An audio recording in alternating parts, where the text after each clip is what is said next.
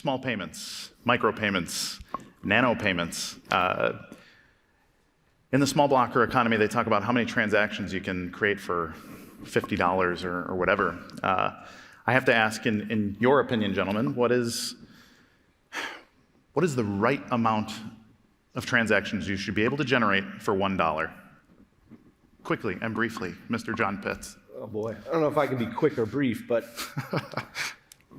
I'll make a prediction. I think in the next 5 years, we'll see transaction prices go to something like 1/10,000th of a penny.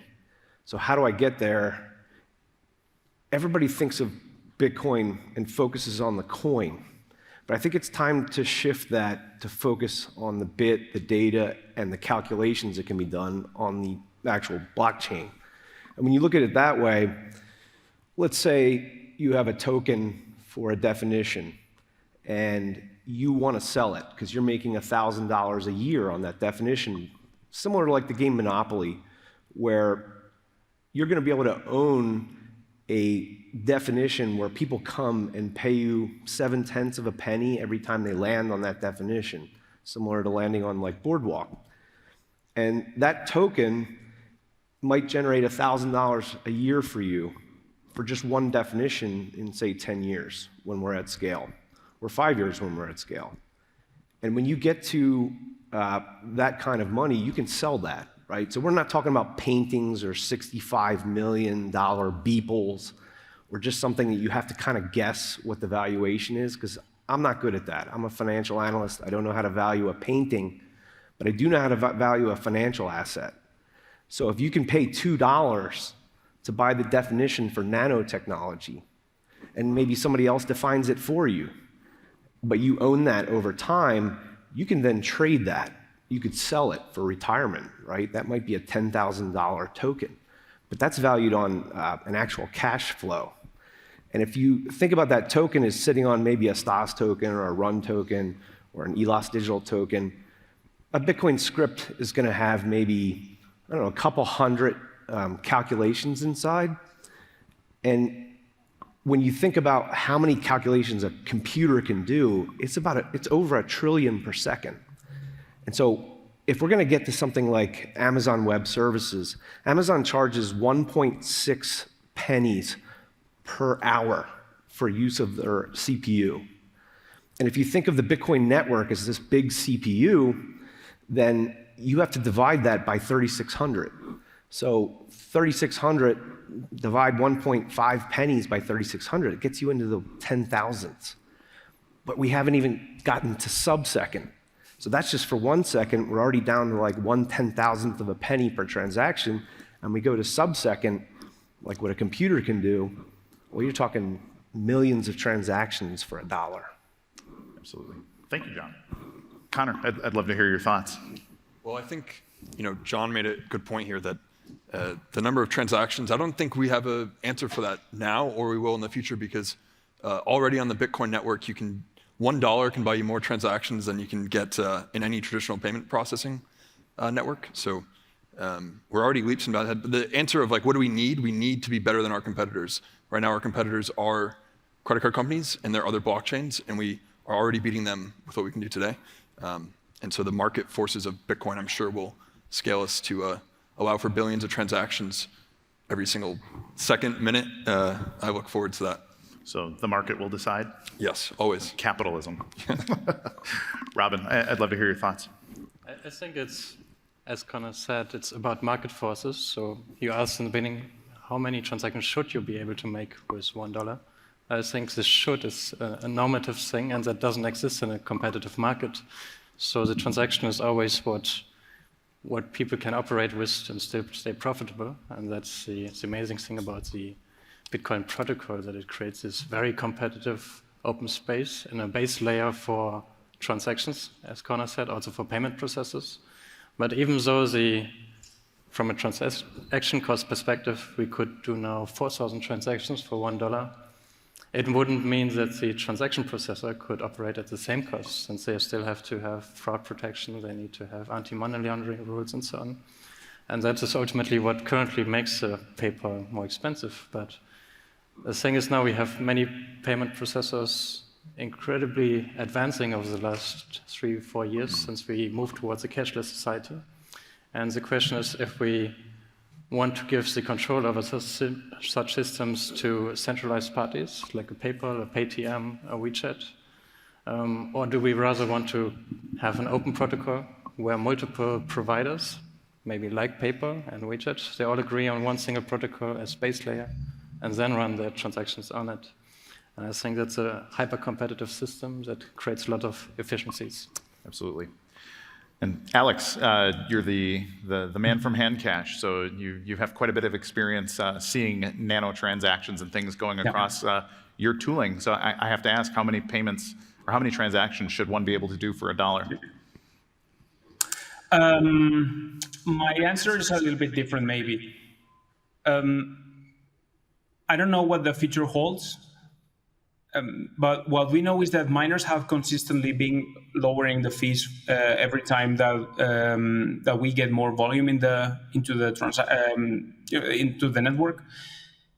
So what I know is that we are currently handling almost 1 million nano payments every month, and it costs in fees total for our users around $300 in total, 1 million transactions right now. And we expect that only to go lower. And to be honest, I mean, if your business cannot compensate those fees, there's an issue over there. So I'm really positive about nano payments and how miners are handling the fees right now. I don't know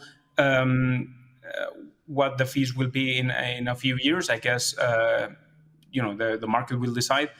It has to be profitable for them. But I'm very optimistic that it's going to still get lower. And right now it's, super, super cheap. For data, might be another case, because if you are running a very intensive, very data-intensive business, the fees definitely need to get lower for you for this to be profitable against other systems that already exist. For nano payments, the fees are already excellent. Absolutely. So I give an Eli 5 definition quite often when I do the CoinGeek live stream and things. I talk about how Bitcoin SV specifically solves problems of payment friction and data integrity.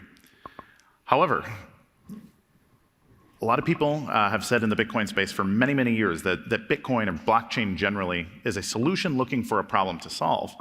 And by and large, people are not using blockchains to solve business problems today. They're primarily using it as an investment asset or basically just to trade, to speculate. So is this something that the economy is actually clamoring for? In your businesses, you're all in the business of such things.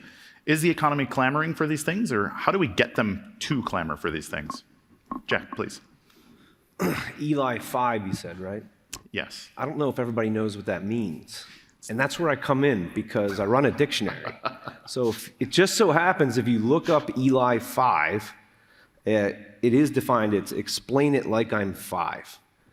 So there you go. And also, if you go to our word bounty page, I put up nano transaction as well for $12.69. And it's a competition. So if you want to define it, you can go to SLictionary right now, and you can go on there and do your best. And we call it A sports or I sports is a lot of the things we're going to be introducing. And along the lines of your question, what is A sports and what is I sports? It's kind of the answer to your question, because the consumer or the user doesn't care about our data costs. They don't care about any of that. What they care about is maximizing the amount of money they can make and doing something cool. And what's cool is writing your own definition, because maybe you're a chess expert and you can define rook and explain to people what that means. And for something like Eli 5 or nano transaction, we have it so that you don't just get one definition, you get competitive definitions. And we have an algorithm so that the votes that accumulate for the definition grab the best definition and bring it forward. And so there's not going to be any more of this Wikipedia stuff where the user goes in and says, well, this Craig Wright guy, he's not such a good guy. Because there's somebody controlling that organization that wants that to be written that way, and they'll delete things that are against what you think or what they think, and they'll, let the things fly that they actually think is the right answer. And so what we want is multiple definitions. We want someone who likes Craig Wright to put himself in the dictionary and as well in the eventual encyclopedia offering we'll offer. But we want all perspectives. And so I think to get to the nut of the question, yeah, you just want to focus on the user, and the user needs data, and that's what Bitcoin provides. Yeah, excellent. Connor, I'd love to hear your thoughts. Well, I think the world has been looking for this solution since when Bitcoin was introduced in 2008, that was the promise, was micropayments. So people seem to try to remove that from its history. But the reason why it got so popular, and Satoshi wrote about this many times, is the power of micropayments and the ability to send money over the internet, which wasn't possible when, there's an HTTP status code for payments over the internet. You couldn't do it for the longest time. The ability of Bitcoin to introduce frictionless small payments is, in my opinion, its killer app. Like, we don't need to go and tell people, oh, it's a blockchain on a distributed system, blah, blah, blah, blah, blah. Everyone kind of shuts their ears when they hear that. But when you tell people, I can send you a penny over the internet for basically free, that excites people because it brings about a whole suite of new use cases. And I think, for example, Joe from Haste is here. We're having a whole conversation about this. I think Haste is the perfect example of something that you didn't even think about was possible. It's relatively simple of a concept. They release it, and we're all addicted to it. Right. I think micropayments is what we need to sell people on, because it's if I'm just sending you a penny, that's interesting and cool and whatever else, but it also means that we can start thinking about new types of applications, which is probably the most exciting part about Bitcoin. Oh, absolutely. Robin. Yeah, Connor, you mentioned now often the sending a penny, but to send actually a penny on the Bitcoin network is not so easy right now, because you're sending Satoshis, and then you have BSV, you have to convert it into a fiat currency to actually have a penny. And I think that's the biggest misconception right now, that we talk about microtransactions, and with that we kind of meaning we can now transact value to one another with the least amount of friction. But the least amount of friction would be if we could actually send fiat dollars around. And the solution for that would be, for example, a level 0 solution like these test tokens, where we can have on-script smart contracts that lock in the fiat dollars, legally compliant issued, and now we can actually send back and forward 1 penny, and the end user doesn't even need to know about the Bitcoin protocol itself. It doesn't need to study what a BSV means and why it's volatile.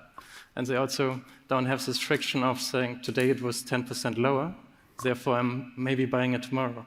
That's all creating friction that shouldn't be part of microtransactions. Oh, fascinating. Alex, I'd love to hear your thoughts too. I have as always, kind of a different point of view with this. We are seeing a huge demand right now with any kind of company that wants to appeal to a global audience, for example, like esports companies, social media, newspapers. We have been talking to these companies, and they've been waiting for a viable way of doing micropayments on the internet for very long. And it was never possible. They thought it would be possible with Bitcoin, but they let us down. So now when we showcase HandCash to these companies, they are super thrilled. And we are working with big companies right now, and we expect this year and next year to be, quite huge for adoption, because we can already prove the value with this. And another thing, and I kind of disagree with what Robin just said, in a way, is that you're still sending value. The problem is that, and this is something that we've learned along the way. We've been the most pro-fiat company since we started, because we thought that, if it didn't look like fiat, it would add a lot of friction and people would not be able to use it. But the big problem is that when you start adding all these layers to turn it into something that it is not, you cannot make Bitcoin into fiat. And if you are using Bitcoin just as a fiat rails, you are giving so much, and you are leaving so much on the table in terms of potential. For example, We are talking about, like the previous talk was Omniscape. Basically, they're trying to market and price things that never had a price before, like some digital actions or digital goods or paper action. These kind of things we've never had a market before. It makes a lot of sense if we have a global audience and we have a global ledger to have a global unit of account. That's why we came up with the Duro concept. It's just a unit of account of Bitcoin. We try to make it a little bit more, user-friendly. But definitely, we don't think that you need to go to the fiat way. This is something that, it's very weird because we've always been fiat first with HandCash, and we realized that that just doesn't fit this technology that well. And I think we can create a new kind of category with Duro in this case, which is a virtual currency that's cross-border, instant, whatever, and has a real-world value. And you're not pricing things in USD or whatever. You're pricing things in this universal unit of account. How many things you can do, how many actions and items you can purchase in that other economy with its own unit of value. It's different from talking about fiat. At least that's what we came up with. I bet that the network is so good that you can still do fiat payments and create a good network. But right now we don't see the need having things like ACH, open banking, which are almost feeless and instant across the globe. So I don't see a need for that, but I do see a need for a virtual currency for all these virtual interactions in apps and games. Absolutely. I think that's a really insightful view. And it's been interesting to see your evolution from being a fiat-first company and then introducing the Duro concept to break out that unit of account. If we talk about microtransactions, we often speak about frictionless payments, which means they don't come with any complexity. The problem is when you make a Bitcoin payment in BSV, or you renamed it to Duro, Duro is 500 Satoshis. In the end, it's always a taxable event, which means it comes with the friction that you have to file your tax amendment every time you make a small payment, and that is not a feasible, scalable solution. That's something that we have it in mind. Don't worry. Well, if you think about Steve Jobs always designed things for the past, and then as the iterations happened, he moved you into the future. For the bookstore, he would design the app to look like an actual bookshelf. And they call that skeuomorph, which is also in SLictionary. But I think that's similar to what this Duro concept is, but I think the people are going to decide what they are comfortable dealing with. So it could be a penny, it could be a Satoshi, it could be a Duro. And I think that lingo will kind of just naturally evolve over time. And the cool thing about what Connor said with Haste, which is a game where you're actually competing for microtransactions, and something like HandCash, is you don't even need software. So my family, we're running a school out of our basement for the past year. We'll probably expand a little bit, but the really cool thing is we're using HandCash every single day. And we have this game called Swear Jar. Now, these are 1st through 4th graders, so they're not actually cursing, I assure you. But our swears are the CANT word. So we don't believe that you should be negative. You always want to think that you can do something. But if a kid says it, he owes a penny to every other kid in the classroom. And so they don't say it anymore, right? So we have to invent new things. So we started incorporating it, HandCash, into the actual classroom. So now I get to guest lecture in my own basement, which is cool. I roll down, I'm either in my slippers or a suit, one or the other, I never know. And I get to teach chess class. And the kid, you're defining these things. So for homework assignment was, tell me why it's called a rook. Tell me why there's a slash in the bishop. And I assign money to the actual answers. And so they don't just get their homework and go, oh God, I gotta do homework. I mean, we have a couple girls in the class that are trying to do the answer in class. They're looking it up on their iPad, and I'm like, no, you can't do that. Bring it in next week. But we settle up at the end of class. I mean, it's for pennies. So we're teaching them economics at the same time with something like HandCash. And we're going to start to basically have them earn money, like to go onto Britevue and say, hey, my favorite restaurant is a milkshake store, obviously, for a fourth grader, and they're going to make money. And I think that's going to shatter the current school system, where people start to think about business when they're in first grade because they're dealing in pennies on something like HandCash, or they're writing reviews on Britevue. Or, I mean, SLictionary is perfect for kids. No adult is ever going to look up the word ball or box, but a kid will define that, and a kid will look it up. And when the kid looks it up and sees like a kid-friendly definition in the dictionary, that's going to make him happy, and he's going to understand it faster. And so I think there's all these games and types of, we all talk about esports, but we talk about A sports and I sports, which is intellectual sports, competing to write a definition. A sports, which is artistic sports, competing to do something competitive that's artistic.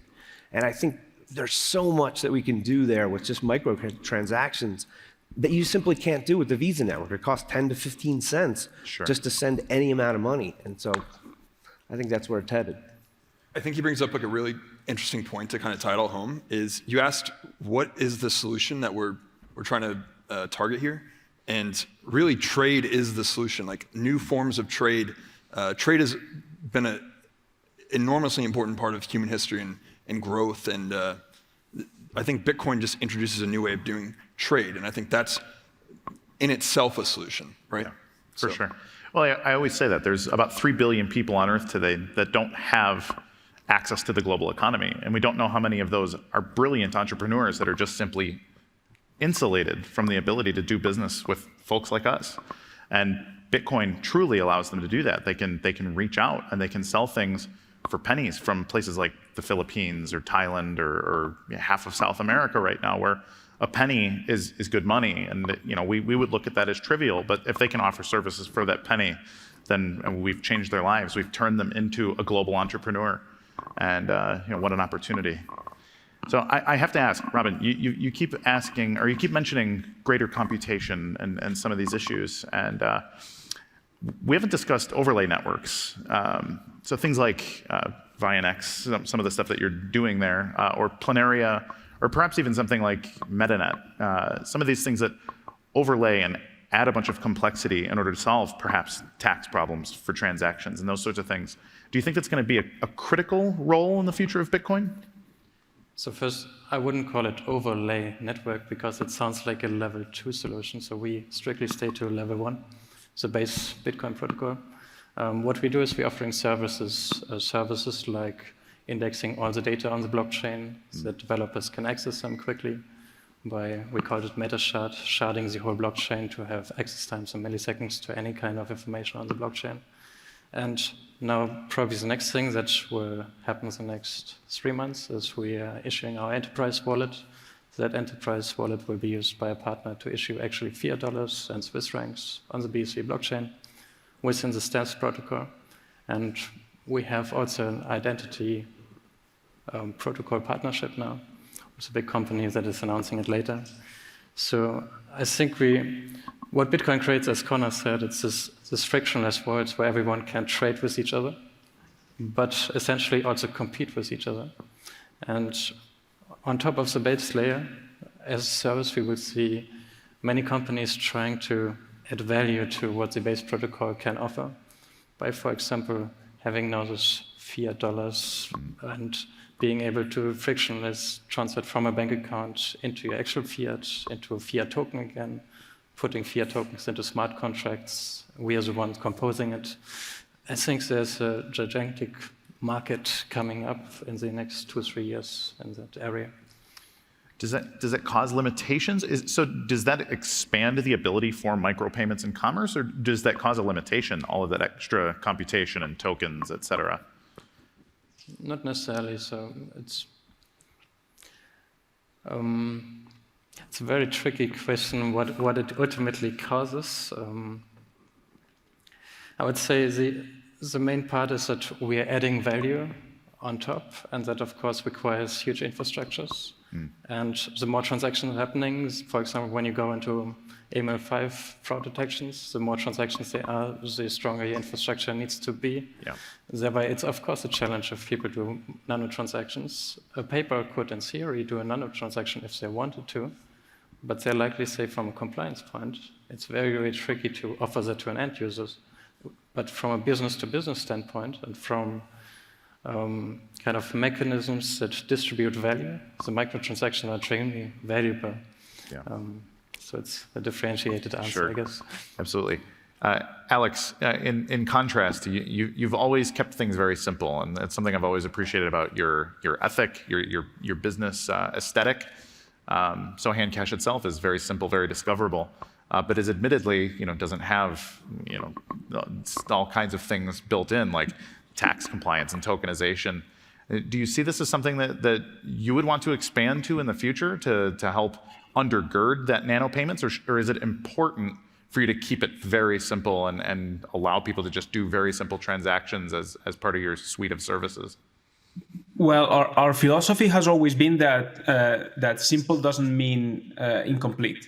So for tax purposes and for complying with AML regulation, we are going to have some changes in the near future.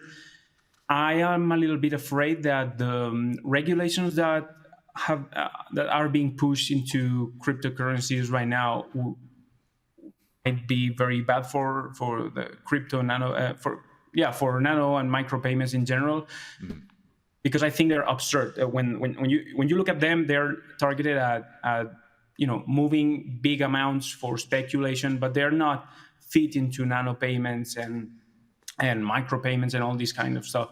So it's kind of absurd when you see the regulations you have to come up with. And for example, very soon it will be impossible or illegal to send money to a legacy address. Basically, if you don't have any KYC behind both sender and receiver. So it's going to overcomplicate things a little bit. And the worry that I have is that it's very cool that Bitcoin allows startups like ours to just tap into the network and use it instead of building our own super big financial infrastructure like Visa has. So I think it's something that we have to start working with regulators, and we have to start talking and educating regulators into the nano and micro payments economy. But I think it's something doable, and especially because, as you have been seeing in recent conferences, BTC and all this crypto stuff is all a joke, and nobody takes it seriously. And hopefully, they will take BSV seriously, and with that, they will take seriously the business use cases that we want to. So I think HandCash is not going to become overcomplicated just because we add some extra things in the background. In fact, we've been doing we've been adding extra stuff in the background for making the app more robust, easier, whatever. For example, right now you don't even have the 12 words. It's totally keyless. And that comes from a year and a half of development and adding things in the background and having keys in the notary and all this kind of stuff that people don't realize. But there's a lot of complexity in the background in order to make HandCash very simple for our users. Yeah, that's great. It actually brings up a really good point, is that micropayments, small payments, are not only the defining aspect of Bitcoin, but they're the redefining aspect of it as well. Regulators and lawmakers have looked at Bitcoin as property because people are simply not transacting with it. It is an investment tool, and so it's regulated as such. But if we were to optimize the economy toward those payments, you mentioned talking to regulators, it's almost as if we need lobbyists or something to re-explain this. I followed commodities my whole career, and we don't realize that there's a lot of new commodities. I mean, the oil market is only 150 years old. The electricity market was started with Enron Online. I'm sure most of you have at least heard of that. And there was no trading of electricity until 20 years ago. Yeah. And now we have this computational commodity that everybody talks about, this cryptocurrency as if it's money already, but it's not. You can't transact with BTC. You cannot oh, geez, I owe money in the swear jar now. I just said it twice. I'm going to say it again. You cannot do this with Ethereum or any of the major cryptocurrencies. And I think they're thinking about it all wrong. What Bitcoin is it's a computational commodity. I can put definitions on a coin, and that's an amazing thing because, you know, if you have Google Drive, right, and they're bugging you to re-up, you know, you've got too many pictures on, you know, your Google Drive, pay more money. If I could put the pictures and have an actual price on that, where instead of sorting based on, well, let's get rid of all my family movies, they're taking up too much space. But what if the family movie's getting watched by your family all the time? Then you don't want to delete that. But if you make your family, and you probably don't want to do this, but if you make grandma pay a nickel every time she rewatches, you know, Johnny playing baseball in 1975 or whatever, then it's going to have a value. And you're going to look it up and go, well, I'm not deleting that because people in my family keep looking at it. And so you won't delete that coin. And that's like a gold ring, right? Like you don't melt down your wife's gold ring with the inscription that you put on it simply because you need $5 or $100 that day. Yeah. Just like you're not going to delete your data on the chain because unless the value of Bitcoin goes so high where you're like, oh, this photo kind of stinks anyway, and now it's sitting on a $10 coin. Well, spend the $10 on breakfast and delete, you know, the picture because it's not one of your best ones. And I think that data aspect of Bitcoin is something that all the cryptocurrencies are completely missing, and it ties into the regulation because if it's a commodity, governments don't shut down commodities. They never have and they never will, and the ones that do suffer. So I don't think you're going to see much regulation from smart countries on Bitcoin because once they realize it's a computational commodity, there's nothing really to regulate other than to make sure that everybody gets their fair share of the blockchain. Absolutely. Well, and it's interesting because a lot of countries have a minimum threshold for taxable events and that sort of thing. So in some places, there's KYC limits of $250 or less. You don't need to turn over information to allow a small economy to grow. Does the small payments, micropayments space, I mean, is that what we should be lobbying for? Like, hey, if we're under a penny or something, can we just let this be free so we can play games, experiment with things, and that? And how do we even start that? I guess with only 2.5 minutes left, it's probably not the best conversation to start. But what do you think? Briefly. I mean, I think even to your last question, you know, like we use the MetaNet protocol, which means that we're using a lot of our transactions are just to create a data structure on the blockchain. Mm-hmm. So how do you treat that as some sort of taxable event? There's a lot of reteaching about Bitcoin that we need to do. So I don't know the answer in 2 minutes, but it's definitely something we need to help people understand that Bitcoin isn't just this speculative asset that goes up. Yeah. Sure. Brief closing thoughts, gentlemen. I'd love to hear from you. Yeah, I would generally agree with John. So the amazing part, and also with Connor, the amazing part is now we can have common data structures where we can separate data from the application so that we have multiple applications competing for the best user interface, but they all interact with the same family photo, for example. And that's kind of creating this hyper-competitive space that ultimately unlocks lots of economic value in the world, and Sure. why micro transactions are so important. Yeah. Alex, I'd love to hear your closing thoughts. That I wish I was there. I was supposed to be in the United States right now, but travel restrictions and everything, and things got overcomplicated, and I couldn't attend either. But anyway, I think we are going to see a lot of innovation in the coming months related to how we treat Bitcoin. I mean, what do we consider Bitcoin and how a Bitcoin transaction works, and the monetary value of Bitcoin, how we send it around, not only for regulation purposes, but also for efficiency purposes. I think we are going to see some things have to be redefined by force. I think it's all a conversation. Yeah, I love that. And sometimes we do. We need to redefine things by force. I think ultimately regulation gets better through obsolescence. We're not just going to be able to rage our way to better regulation, but in reality, if we build valuable businesses, we create real value in the economy, then regulators, in my experience, actually, they tend to reach out. They want to know, how can we help fertilize this? How can we water this garden and make it better? So thank you, gentlemen, for the businesses that you've built and for showing us the power of small payments in the real economy. Thank you, Kurt. Is greatness really just for a chosen few? For prodigies? For superstars? It's not planned. It's experienced by those with great support and some resilience. For those that strive to go to the edge once more, pushed and guided with excellent support. Support that provides groundbreaking technology by and for those that know it's all about velocity.